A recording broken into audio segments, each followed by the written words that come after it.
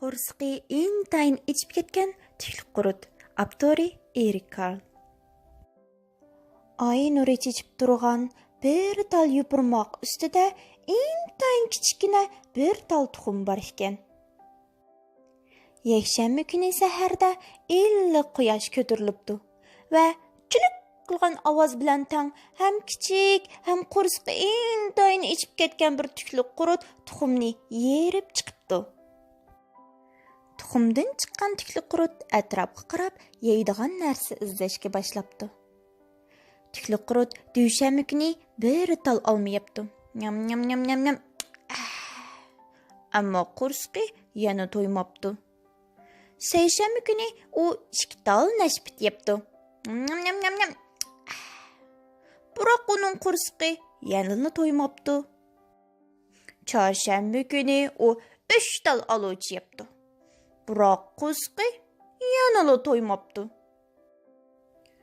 Payshanba kuni u 4 tal bezirgan yebdi. Biroq uning qo'rsqi yana to'ymabdi. Juma kuni u 5 tal apelsin yebdi. Biroq uning qo'rsqi yana to'ymabdi.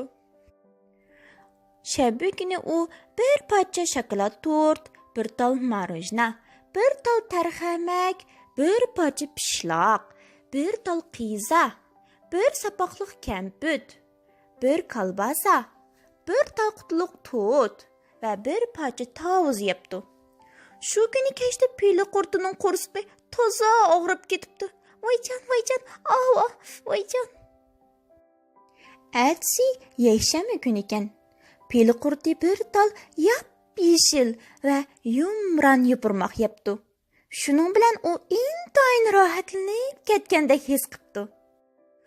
Uning hozir qo'rsqi ancha oshmaydigan bo'pti.